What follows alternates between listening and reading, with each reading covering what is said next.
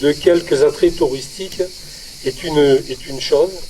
Et Dieu sait si dans notre département, nous avons beaucoup d'attraits touristiques. Mais les préserver et les exploiter convenablement en est une autre. Nous sommes donc tous réunis en ce lieu pour découvrir le nouveau visage de la Coudoulière et lui rendre sa splendeur d'antan. Donc c'est maintenant à la végétation de reprendre ses droits afin de façonner le nouveau visage de ce panorama qui sera demain remarquable. Et puis surtout j'invite les Mandréens et tous les habitants de la métropole, ainsi que les visiteurs de passage, à se l'approprier, parce qu'il y a des endroits qui sont magnifiques. Faire un pique-nique là-haut, avec une vue sur la plage de la Coudoulière, c'est fantastique. En deux mots, donc la Fondation du patrimoine est une fondation reconnue d'utilité publique. Elle intervient pour la restauration du patrimoine privé, en attribuant des labels qui permettent de défiscaliser le coût des travaux et donc d'inciter à une restauration de qualité du patrimoine privé. Et elle intervient pour le patrimoine public en étant un peu fédérateur d'énergie pour des projets qui le méritent, en agrégeant des financements divers qui permettent le lancement de travaux de restauration qui souvent excèdent les capacités des communes concernées. Alors l'objectif de ce projet, vous l'avez dit, c'est de restaurer l'interface terre-mer, donc au droit du site de la Coudoulière, et donc de renaturer le cordon littoral en procédant à cette désartificialisation de différents aménagements, notamment les terrains de tennis. Et effectivement, quand on regarde les photos avant-après, on se dit quand même que ça valait le coup. Donc merci beaucoup, monsieur le maire, merci beaucoup au conservatoire d'avoir d'avoir porté ce projet qui s'inscrit pleinement dans la stratégie de l'État pour à la fois la protection du littoral, mais également la préparation de notre littoral à ce phénomène dont je le disais qu'il est inexorable, qui est celui du recul du trait de côte. Je vous remercie.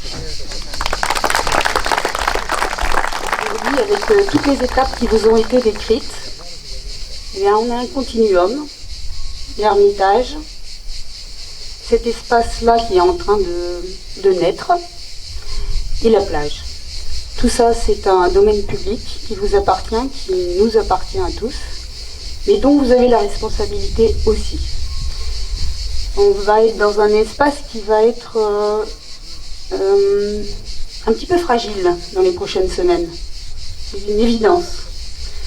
Donc merci d'y faire très attention. Le fait de parler d'adaptation au changement climatique ne doit pas être stressant.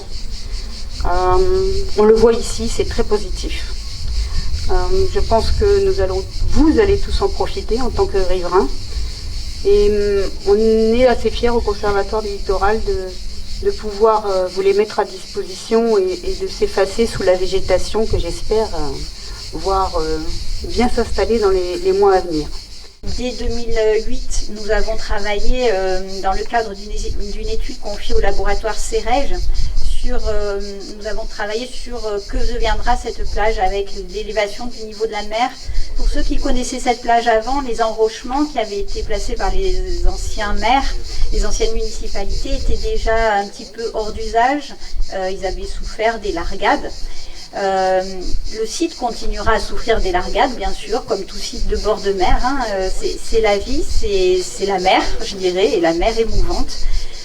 Néanmoins, nous avons travaillé de façon à faire en sorte que le haut de mer ne soit pas impacté au regard du changement climatique. Et donc les travaux qui ont été faits par le laboratoire CEREJ prennent l'élévation du niveau de la mer à l'horizon 2100, c'est-à-dire une élévation d'environ 1 mètre, telle qu'on la prévoit en Méditerranée et ici plus particulièrement.